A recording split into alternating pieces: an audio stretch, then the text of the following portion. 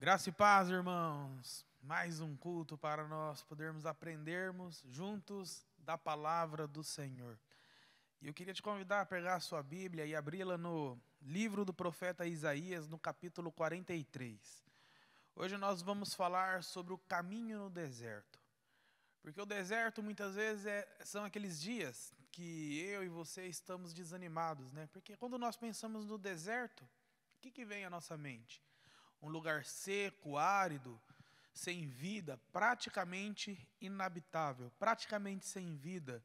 Um lugar assim terrível, de um calor insuportável. E muitas vezes as nossas vidas estão dessa forma. Nós estamos passando por um período praticamente sem vida, por um período seco, um período praticamente insuportável, e muitas vezes estamos pensando em desistir. Então nós vamos meditar hoje sobre esse tema. O título da nossa mensagem é Um Caminho no Deserto. E quando eu penso no deserto, esses dias, eu tive um dia comum, né? De manhã, tive meu tempo devocional, trabalhei durante o dia, os meus atendimentos. Quando chegou a noite, eu fiz as minhas atividades comuns ali, assisti as minhas séries, fiz tudo um dia comum, sem nenhum problema, sem nenhum imprevisto, assim, vamos dizer. Mas quando eu fui dormir, eu comecei a pensar em algumas situações. Eu não sei com você, mas comigo, geralmente, quando eu vou dormir, aquelas situações que mais angustiam a minha vida, situações difíceis do dia a dia, começam a permear os meus pensamentos. E muitas vezes isso me tira a paz. E eu comecei a pensar daí nos meus desertos, nas minhas situações, e isso afetou as minhas emoções naquele momento. Eu comecei a ficar triste, e aí eu comecei a orar ao Senhor, e Ele começou a falar comigo, e as coisas começaram a mudar.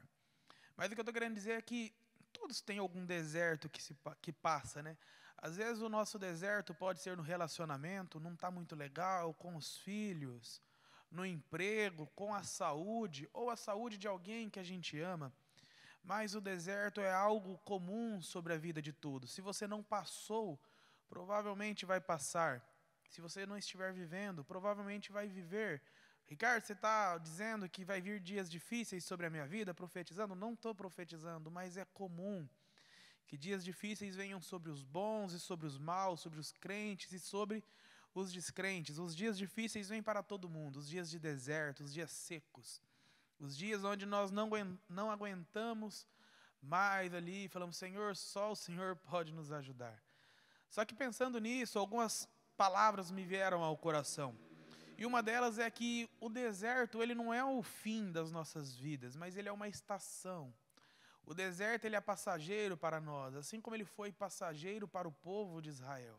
Antes de entrar em uma terra que o Senhor prometeu, eles passaram por um longo deserto.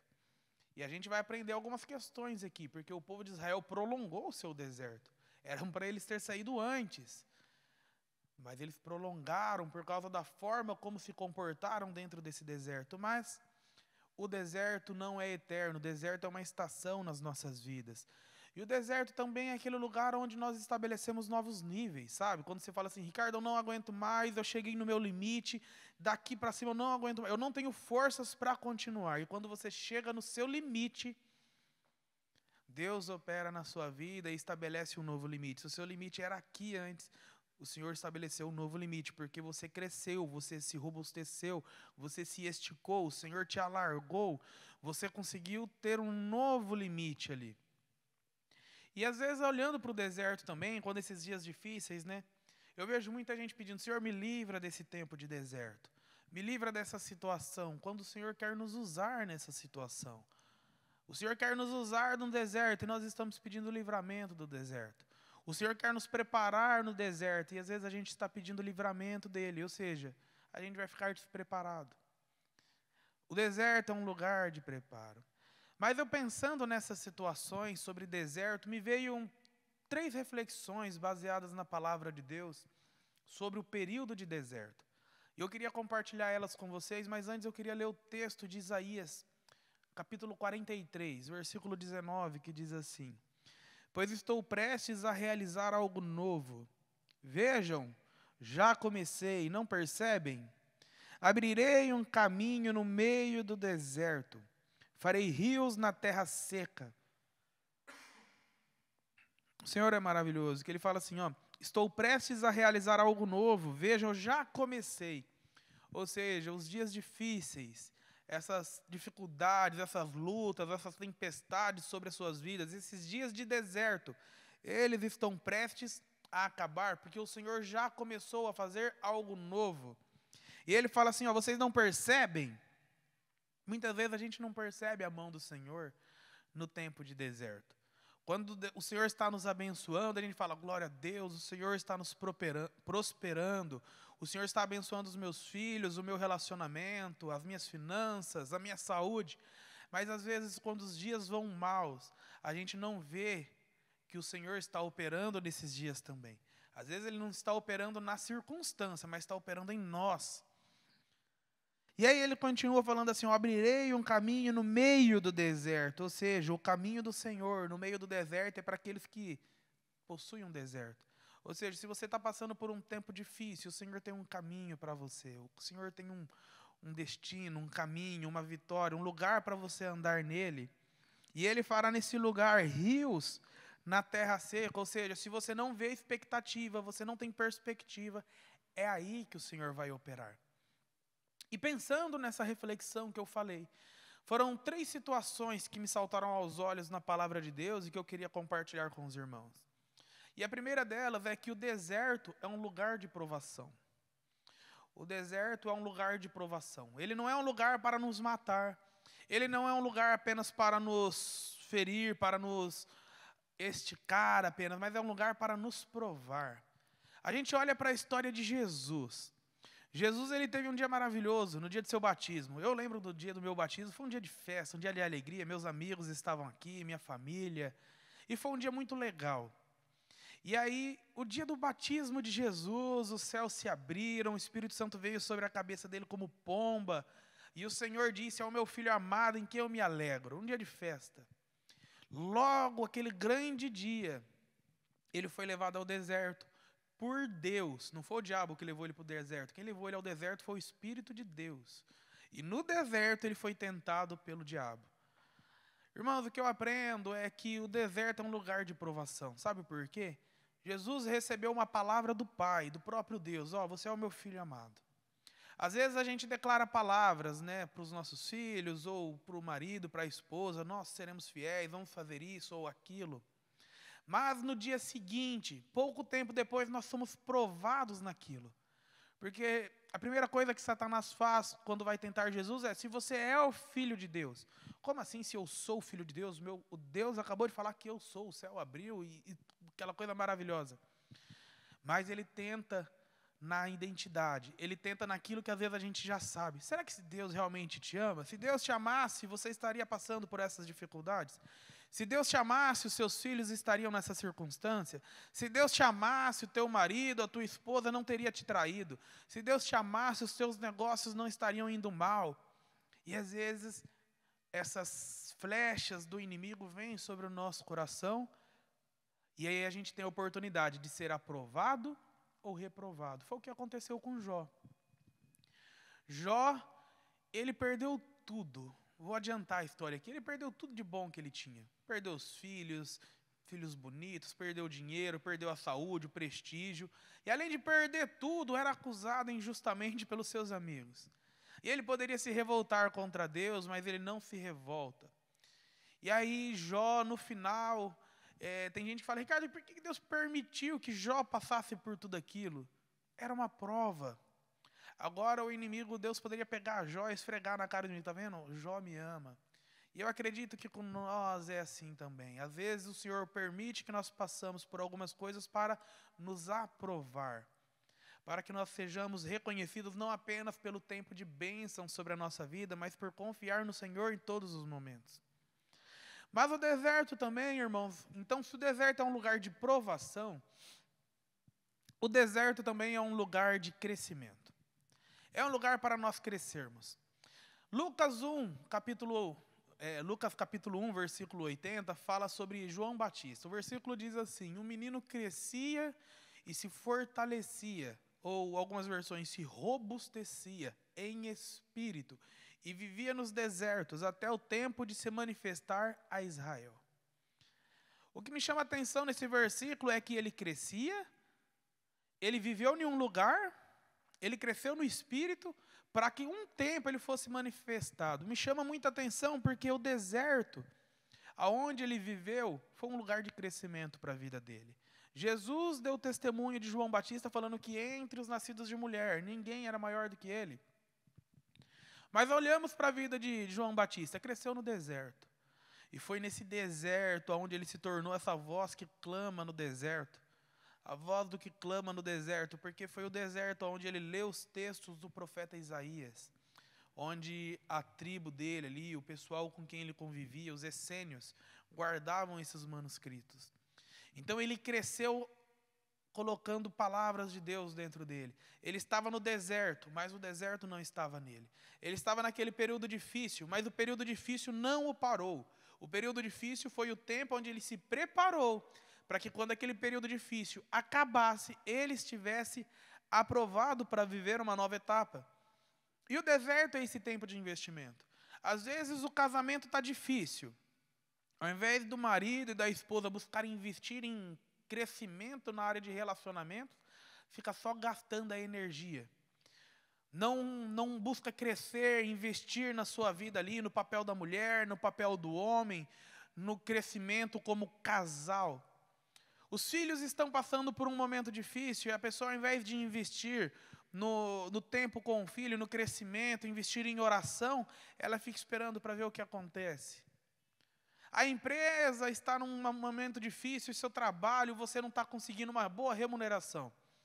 E ao invés de você aproveitar esse deserto para você crescer, estudar, se aperfeiçoar, para que quando esse período passasse, você estivesse melhor preparado, você deixa os dias passar. Irmãos, o deserto é um tempo de crescimento. Deus deu oportunidade nos últimos 2 anos para que nós vivêssemos um deserto. Muitas pessoas ficaram dentro de casas. Alguns ficaram expert em Facebook, em comentar posts. Outros se prepararam.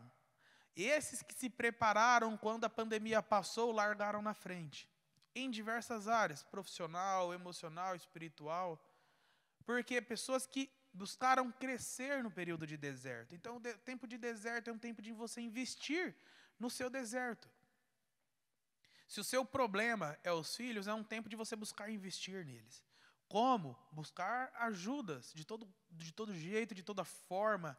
Se o teu deserto é o relacionamento, buscar investir. Se o seu deserto é financeiro, buscar aprender a gerir dinheiro, a administrar, buscar a se aperfeiçoar para ter uma prospecção financeira maior.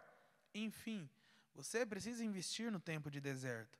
Porque senão, quando o deserto passar, você vai ter um deserto prolongado, como foi o que aconteceu com o povo de Israel. E em terceiro lugar, o deserto é um lugar para profetizar. Em primeiro lugar, o deserto é um lugar de provação. Em segundo lugar, o deserto é um lugar de crescimento. E em terceiro lugar, o deserto é um lugar para nós profetizarmos. Irmãos, Provérbios 18, 21 diz assim: o poder da vida e da morte está na língua, e quem bem utiliza, come do seu fruto. Geralmente, a maioria das vezes que eu vi esse versículo sendo aplicado, foram em situações onde alguém estava falando mal de alguém, fazendo fofoca, denegrindo, porque a morte está na língua, o poder da morte está na língua. Só que as pessoas às vezes esquecem que o poder da vida também está. Se nós podemos colher o fruto das palavras ruins que nós falamos, que nós proferimos, das palavras tristes, nós podemos colher os frutos das palavras boas, das palavras de bênção, das palavras proféticas. Quer ver? Faça um teste. Acorde hoje com gratidão no coração e pegue alguém da sua família aí e agradeça a ela de forma genuína. Por exemplo, a esposa, chegue para o marido e fala assim: amor, eu gosto tanto da maneira como você cuida da gente, que você nos protege, que você nos guarda. Esse homem vai sair como um leão de casa e falar: quem que é o próximo aí que eu tenho que enfrentar por causa da minha família? Você vai ver que as palavras de bênção geram frutos. E o tempo de deserto é um tempo de nós profetizarmos as palavras corretas. Não é um tempo de lamentação, não é um tempo de comiseração, coitado de mim. eu estou nessa situação, porque tem gente que parece que tem prazer na desgraça, fica competindo ali, quem tem mais problemas. Eu lembro que um dia na minha casa eu estava brincando com alguns tios meus que estavam lá, tinha um monte de tio, e parecia uma competição para ver quem tinha mais doença. Um, eu tenho pressão alta, outro, não, eu tenho pressão alta e triglicerídeos. E o outro aumentava, e aí ia virando aquele negócio. Eu falei, gente, parece que vocês estão competindo para ver quem tem mais problema. Irmãos, a gente tem que aprender a falar as palavras corretas no tempo de crise. Porque se a vida e a morte estão sobre a nossa língua, que nós escolhemos a vida, que nós possamos escolher a bênção, que nós possamos profetizar sobre esse tempo. Nós estamos em um tempo, mas esse tempo não é eterno. A gente olha para o livro de Ezequiel, no capítulo 37, o profeta Ezequiel, ele foi levado pelo Senhor a um vale de ossos secos. Chegando naquele vale, aquele grande cemitério, com ossos por todo lado, um cenário horrível, horripilante. Eu não consigo imaginar um cenário de terror daquela forma assim. E imagina aquela neblina, aquele cheiro horroroso de cadáveres ali, das caveiras, aquela coisa toda. E ele está vendo só morte, sonhos que foram enterrados, pessoas que sucumbiram ao deserto, aquela situação terrível. E o Senhor fala, filho do homem, esses ossos podem voltar à vida? E ele fala, Senhor, só tu sabes. Ou seja, o Senhor tem poder, se o Senhor quiser, eles voltam, se o Senhor não quiser, eles não voltam. E ele fala, profetize para que eles voltem a viver. E ele começa a profetizar. E quando o profeta Ezequiel começa a profetizar, aqueles ossos começam a ter vida novamente. Um grande barulho acontece, muitas vezes o deserto é barulhento, é tempestuoso. E os ossos começam a bater ossos com ossos. E às vezes vai acontecer alguns hematomas na nossa vida antes das coisas se alinharem. E os ossos começam ali num processo a ter nervo, carne, pele, e eles se levantam como um grande exército. Se você quiser ler esse texto, Ezequiel capítulo 37.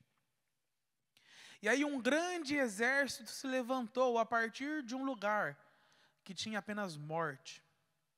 Mas aquele grande exército se levantou porque alguém se posicionou e começou a profetizar. O que eu quero dizer é, profetize sobre os seus tempos difíceis. Se os seus filhos estão fora do caminho do Senhor, profetize que você criou filhos para o reino de Deus, para abençoar o reino de Deus. Se o seu casamento não está num momento legal, profetize que o seu casamento será para a glória de Deus e que vocês vão buscar a restauração. Não fique apenas lamentando e trazendo palavras de morte, mas traga palavras de vida sobre este lugar.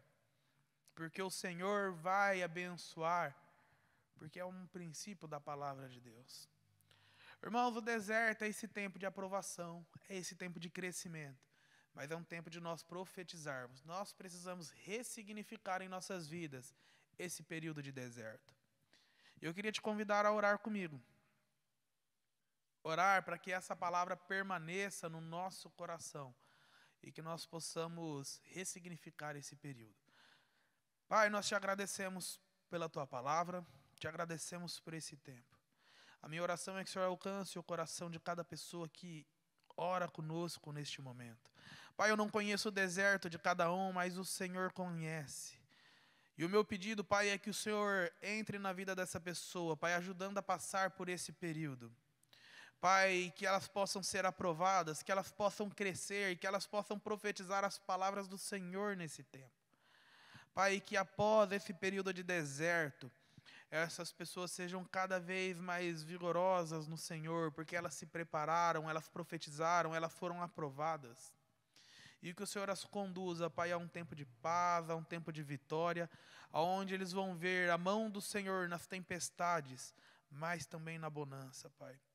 Por isso nós pedimos que o Senhor entre com providência na vida de cada um agora, em nome de Jesus. Amém. Amém. Que Deus abençoe a sua vida, a sua semana, em nome de Jesus.